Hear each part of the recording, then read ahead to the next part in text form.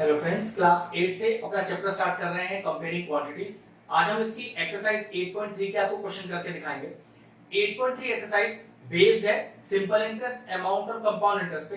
तो चलिए क्वेश्चंस को स्टार्ट करने से पहले इन तीनों चीजों के बारे में आपको बताता हूं कि सिंपल इंटरेस्ट कैसे निकाला जाता है, अमाउंट और कंपाउंड इंटरेस्ट, और इसमें कौन-कौन सी कंडीशन है। ठीक है, सबसे पहले सिंपल इंटरेस्ट की बात करें तो सिंपल एक डायरेक्ट फॉर्मूला है सिंपल इंटरेस्ट निकालने का। क्या? P into T into R upon 100। सो P क्या होता है? प्रिंसिपल। अब प्रिंसिपल क्या चीज है? प्रिंसिपल क्या है कि जो सम ऑफ अमाउंट आप जमा करोगे वही प्रिंसिपल होगा। T is the time period, कितने समय के लिए करोगे। R is the rate of interest, और किस परसेंट पे करोगे। ठीक है, अपॉन 100। तो ये तो सिंपल फॉर्मूला है। क्वेश्चन जब करूंगा तो और बेहतर तरीके से बताऊंगा। ठीक है, अमाउंट अब ध्यान रखिएगा, अमाउंट क्या होता है। अगर मैं सिंपल इंटरेस्ट की बात करूं तो अमाउंट होता है P प्लस SI। ठीक है, सिंपल सी बात। यहां तो सिंपल इंटरेस्ट और अमाउंट इजी से टॉपिक था। अब चलिए कंपाउंड इंटरेस्ट, उसके लिए मैं आपको डायरेक्ट फॉर्मूला नहीं बताऊंगा। कंपाउंड इंटरेस्ट निकालने से पहले आपको अमाउंट निकालना सिखाऊंगा। ठीक है, अमाउंट का फॉर्मूला होता है P 1 प्लस R अपॉन 100 की होल पावर n, और फिर मैं आपको CI का फॉर्मूला बताऊंगा A माइनस T। मतलब जब भी कंपाउंड इंटरेस्ट निकालना हो तो पहले आप क्या निकालो, पहले आप अमाउंट निकालो। ठीक है, ये सारी चीज वही है, प्रिंसिपल, रेट ऑफ इंटरेस्ट, और ये देखो n। जबकि टाइम तो t होता है, तो मैं आपको बताऊंगा कि t को n क्यों लिखा गया है, इसका रीजन है यहाँ पर। ठीक है, जैसे मान लीजिए आपने अमाउंट निकाल दिया, फिर CI कैसे निकलेगा, अमाउंट में से प्रिंसिपल माइनस कर दीजिए, आपका CI आ जाएगा। अब सबसे इंपॉर्टेंट नियम ये कि आप टाइम को यहाँ पर n क्यों डिनोट कर रहे हो। तो यहाँ पर तीन अलग अलग केस है, वो तीनों केस हमारे एक्सरसाइज के अंदर है, ध्यान से सुनते हैं। मान लीजिए केस है ईयरली का। ठीक है, बिल्कुल क्लियरली लिखा होगा ईयरली, या फिर लिखा होगा एनुअली, ये दोनों चीज एक ही है। इसमें ध्यान रखना, जो आपका टी होता है, टाइम पीरियड दिया होता है, वो डायरेक्टली एन के बराबर हो जाता है। मतलब जैसे दे रखा है 2 साल के लिए, तो समझ जाना यहाँ पर टी और एन एक है, मतलब डायरेक्ट एन बराबर आप 2 लिख सकते हो, क्योंकि फॉर्मूले में एन लिखा हुआ है ना, टी तो है नहीं। टी क्यों नहीं है, ये बस आपका अगला पार्ट है। ठीक, अब मान लीजिए यहाँ ईयरली ना होता और क्या लिखा होता, मान लीजिए लिखा होता हाफ ईयरली, तो क्या चेंज आता। तो समय देखो कैसे दिया होगा क्वेश्चन में, समय दिया होगा आपको 1.5 ईयर। ठीक है, जिसको आप टी मान रहे हो, लेकिन दिक्कत क्या है, हाफ ईयरली दिया हुआ है ना, हाफ ईयरली का मतलब 6 महीने। तो अगर मैं आपसे पूछूं कि 1.5 साल में 6 महीने कितनी बार आएंगे, तो देखो 6 महीने 6 महीने 6 महीने, भाई 6 6 6 हो गए 1.5 साल, तो यहाँ n हो गया 3। हमेशा ध्यान रखना, जब भी आपको ईयरली गिवन होगा तो जो समय आपको दिया है टाइम, 2 साल 3 साल 1 साल, वो डायरेक्टली n हो जाएगा। लेकिन अगर आपको क्वेश्चन में हाफ ईयरली वर्ड लगा के दिया हो, तो ध्यान रखना गिवन समय को आपको 6 के इंटरवल्स में तोड़ना है। जैसे मान लीजिए आपको 2 साल दिया होता, तो n कितना हो जाता, 6 महीने 6 महीने 6 महीने 6 महीने, मतलब 2 साल में 6 महीने 4 बार आएंगे, तो यहां मैं n को 4 लिख देता। 2.5 इयर्स, तो भाई 6 महीने 2.5 साल में कितनी बार आएंगे, 5 बार आएंगे, तो n 5 हो जाता। मान लो टाइम ही आपको 6 महीने दिया होता, तो 6 महीनों में 6 महीने कितनी बार आएंगे, एक ही बार आएंगे ना, तो n उस केस में 1 हो जाता। तो ध्यान रखना t और n हाफ ईयरली वाला केस, और अब जो मैं नेक्स्ट आपको क्वार्टरली बताने जा रहा हूं उसमें ही चेंज आता है। नेक्स्ट मान लीजिए आपको दिया हुआ है क्वार्टरली। अब क्वार्टरली भी क्या चेंज आता है, क्वार्टरली का मतलब होता है 3 महीने। हमेशा ध्यान रखना, एक साल में 4 क्वार्टर होते हैं, 3 महीने के। ठीक है, तो एक साल में 4 क्वार्टर 3 महीने के।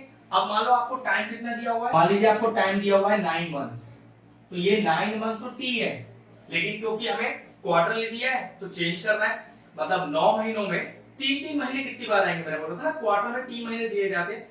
जैसे हाफ ईयरली में 6 महीने का स्लॉट होता है, ऐसी क्वार्टरली में 3 महीने का स्लॉट होता है। तो 9 महीनों में 3 महीने कितनी बार आएंगे, तो आपको 3 और 3 बार आएंगे। तो यहाँ डायरेक्टली n का वैल्यू क्या हो जाएगा, 3 हो जाएगा। मतलब टाइम तो आप 9 महीने लिखोगे, जो फॉर्मूले में n है वहां आप n को लिखोगे 3। और बताता हूं, मान लीजिए आपको 1 साल दिया हुआ है, टाइम दिया हुआ है 1 ईयर, ठीक है, लेकिन दिया क्वार्टरली है, तो चेक करो कि 3 महीने एक साल में कितनी बार आएंगे? तो पक्की बात 4 बार आएंगे ना, 3 महीने 3 महीने 3 महीने 3 महीने, हो गया पूरे एक साल। लेकिन 4 बार आए तो यहाँ पर डायरेक्टली n का वैल्यू क्या हो जाएगा? 4 हो जाएगा।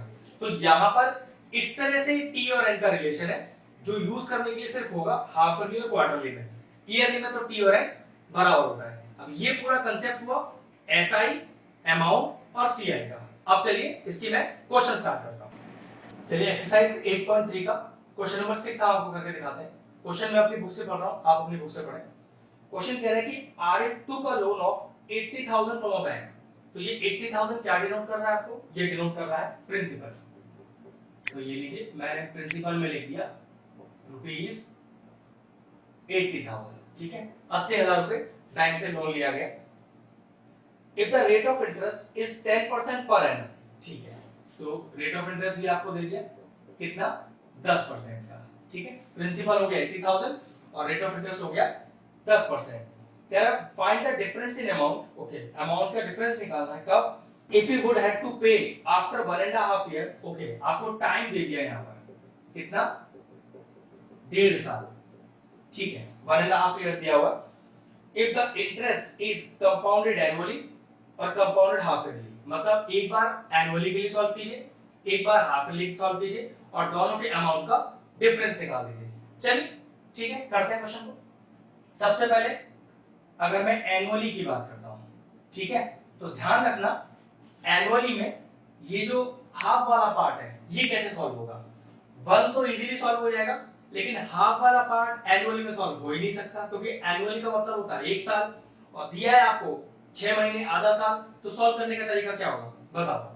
पहले अमाउंट का फॉर्मूला लिखते हैं, P1 plus R upon 100 N1, एक ब्रैकेट और लगेगा 1 प्लस R2 अपॉन 100 N2। तो फिर उस हिसाब से इस R को R1 मानना पड़ेगा। अब आप कहोगे सर अमाउंट के फॉर्मूले में ये दो ब्रैकेट कहां से आ गए? तो दो ब्रैकेट क्यों आए वो समझ लीजिए। आपको जो क्वेश्चन है वो एनुअली की तरह सॉल्व करना है।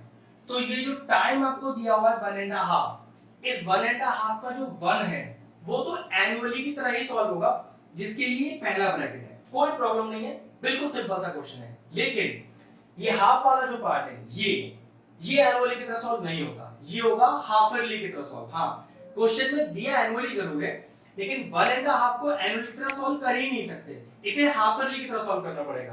तो ये दूसरा ब्रैकेट हाफ ईयरली का है। तो हाफ ईयरली के हिसाब से क्वेश्चन में क्या क्या चेंजेस आते हैं? एक तो रेट आधा हो जाता है, तो जी जो रेट आपको 10% यूज करना है R1 में, वही आप R2 में यूज करोगे 5%। और टाइम में भी चेंज आता है, वो कैसे है देखो, N1 1, तो ये तो ईयरली की तरह सॉल्व हो रहा है, तो डायरेक्टली N1 को 1 डाल देना, कोई टेंशन ही नहीं है।